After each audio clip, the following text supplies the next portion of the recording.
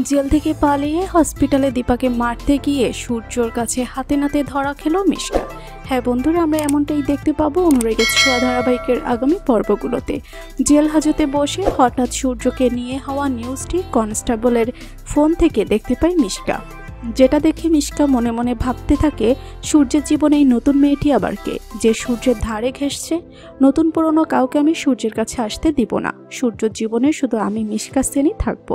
আর এবার যা করার মিশকা সেনকেই করতে হবে, জেল থেকে আমাকে বের হতেই হবে। কিছুক্ষণ পর জেলে মিশকার মামা আসে মিশকার সাথে দেখা করার জন্য। তখন মিশকা তার পাপাইকে বলে যে করে হোক সূর্য কোথায় আছে সে খবর যেন মিশকাকে দেওয়া হয়, এবং দীপা এখন কি করছে তাও পাপাইয়ের কাছে জানতে চায় মিশকা। মিশকার পাপাই তখন মিশকার সবকিছু খুলে বলে। এরপর দেখা যায় দীপা যখন রাস্তায় পারফিউম ডেলিভারি দিতে চায় তখন মিশকার মামার রাস্তার পাশে থাকা দীপার পারফিউমের প্যাকেটগুলো পুড়িয়ে দেয়। কাজটি যে মিশকার মামার ছিল তা বুঝতে পারে দীপা, তবে দীপা অর্জুনকে কিছুই বলে না, কারণ অর্জুন আরও চিন্তা করবে তাই।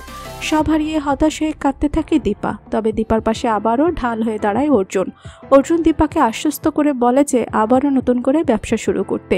অর্জুন আগে থেকে সব কাগজপত্র ঠিক করে রেখেছিল, কারণ অর্জুন জানতো এইভাবে কেউ দীপার ব্যবসা নষ্ট করে দিতে পারে, তাই তার কোনো চিন্তা নেই। ইন্স্যুরেন্স থেকে পাওনাদারদের সব টাকা পরিশোধ করে দীপা আবারও নতুন করে ব্যবসা শুরু করতে পারবে।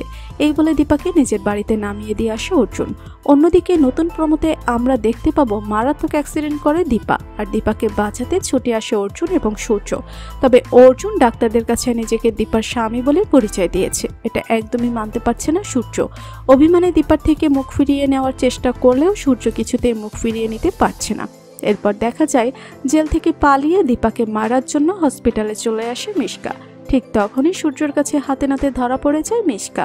তো বন্ধুরা, তোমরা অনুরাগের ছোঁয়া ধারাবাহিকের আগামী পর্বগুলোতে এমনটা হলে তা দেখতে তোমাদের কেমন লাগবে জানিয়ে দাও কমেন্ট করে। বাংলা ধারাবাহিকের সব আপডেট সবার আগে পেতে এক্ষুনি সাবস্ক্রাইব করে বেল বাটনে ক্লিক করুন।